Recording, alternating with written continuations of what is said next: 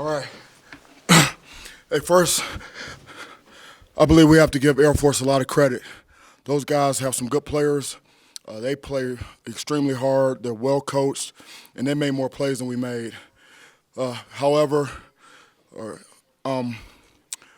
execution for us is what's lacking on a consistent basis. When we execute on offense and defense, on offense we're able to move the ball, we're able to score, finish drives. When we don't, okay, we're behind the sticks, not very effective. Same thing defensively. Guys do their job and play sound and solid.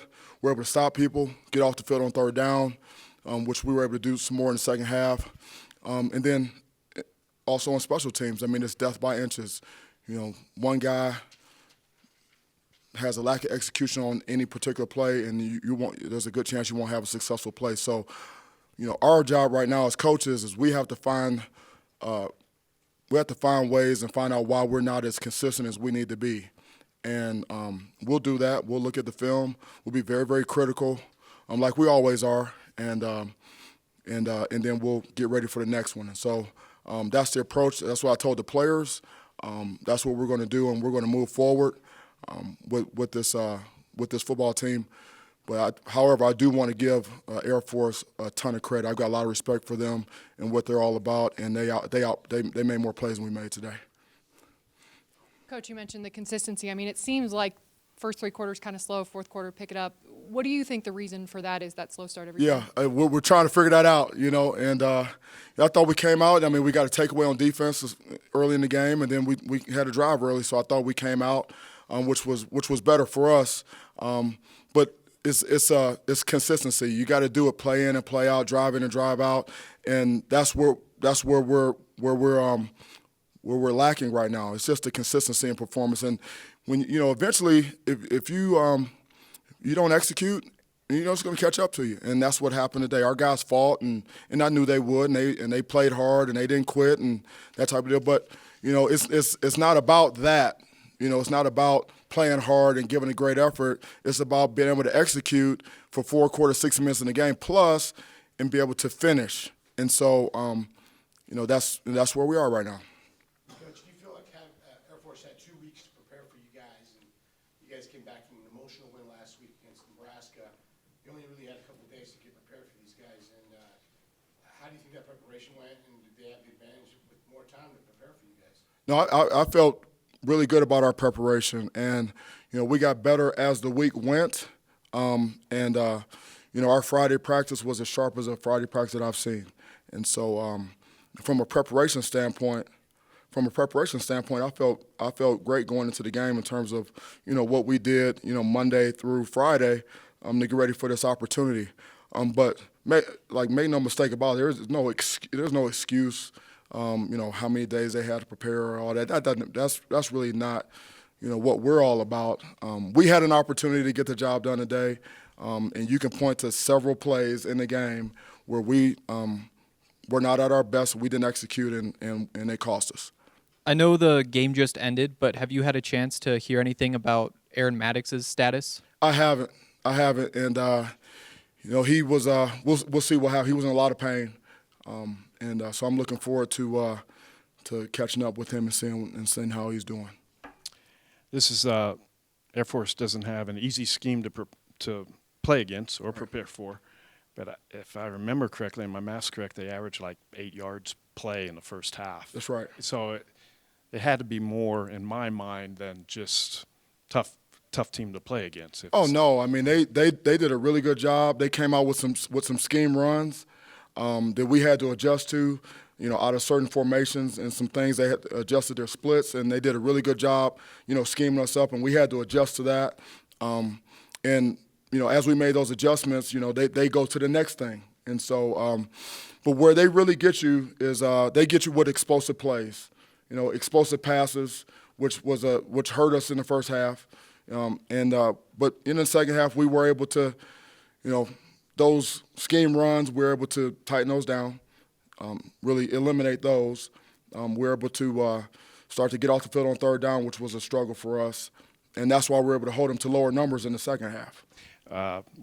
They ran 3 or 4 plays, and you called timeout. Was that scheme adjustment there?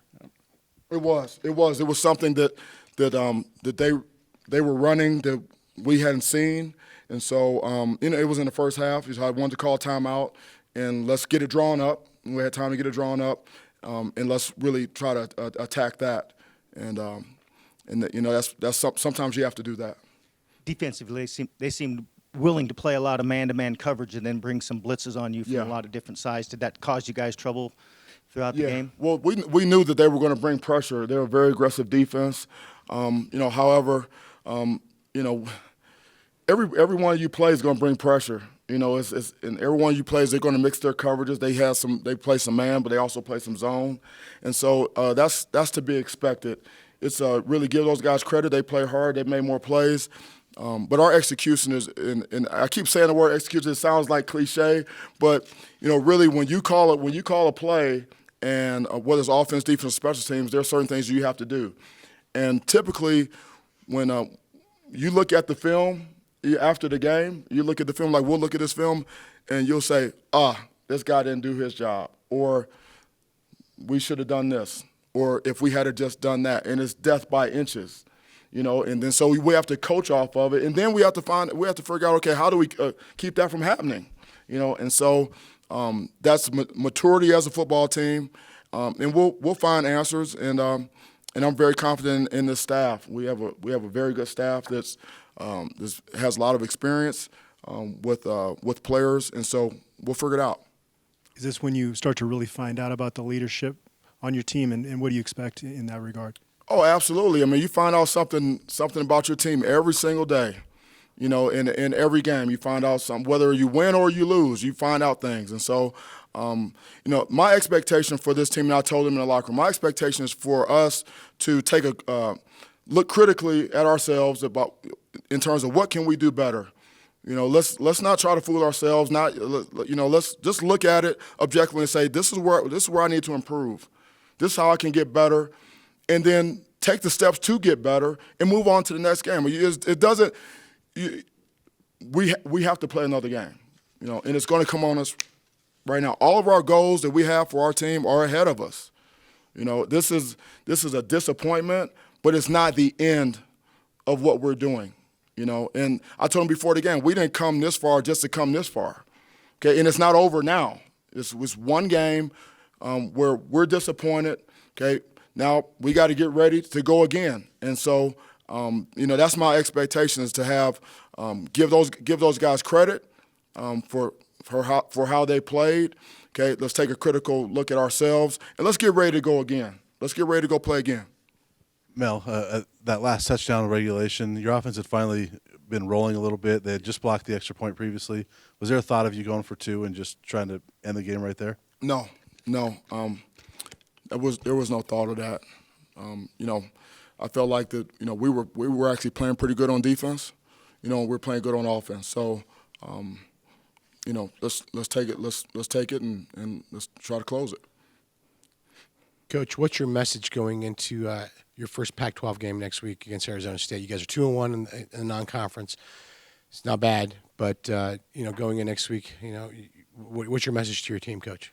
Well, a lot of it's going to be based upon what I see on the tape and what we need to do to get better. But I told these guys this is a very unforgiving game at times. This is a very unforgiving business. Okay, and we've all been in locker rooms where we were disappointed. Okay, and how do you handle adversity? How do you handle a loss? Do you make excuses, which we're not going to do? Okay, do you try to rationalize things where there shouldn't be any rationalization? Do you try to, or do you just say, listen, we weren't good enough, and now this is what we got to do to get better, and then go out and do it. What you do on a day-to-day basis matters, and so that's going to be my message to the team: is we're going to take every day that we have an opportunity to practice and prepare and meet, we're going to make the most of those days, okay, and then get ready for the next one. And that's critically important. You have to say, so what, now what? Even if you win. If you win, you got to move on to the next game. And so this is not a final situation. We're continuing to work with this football team. I feel like we have tremendous upside, and we have to figure out a way to get it out of them, and that's why they call us coaches. Blocking, tackling, execution. I hear your message loud and clear, but two parts. Number one, this is a young group of guys, and you played two very emotional games. What, if anything, do you think that played a role in it? And number two, you've been in this situation a lot, Power 5 versus Group of 5, and there's nothing more that a Group of 5 team wants to do than show Big Brother what's up. Yeah, well, I don't think there was not a surprise on our part in terms of what we were up against and what type of team we were facing and how they would compete and how they would play. And so, and we all knew that, and we saw that, and we were ready for a 4-quarter football game. Young team, I haven't even really considered that a young team. I haven't talked about us being young before. I don't see a reason why to talk about it now. I mean, we have good enough players at enough positions to get the job done, and you can see that during games. These 3 games that we played, whether it's Colorado State, whether it's Nebraska, whether it's Air Force, both sides of the ball, offense, defense, and special teams, you can point and say, that's good football. Those guys look good there. That's the way you play defense. That's the way you play. That's the way you execute on offense. Then there's times when you say, that's bad ball. And so eliminating bad football is what we have to do. And so, but it's not about us. It's not about us being young. Sometimes being young can be an advantage, right? So it is what it is. With all the cutting you face against an option team, with the physicality, with the way they get to a second level, I think I saw Lang had an ankle. Are you more beaten up than you normally would be? I don't know. I have to wait and see the injury report. But these are all these games are tough. They're physical games, and our guys will recover, and then we'll get ready for the next one. All right. Thank you, guys. Appreciate it.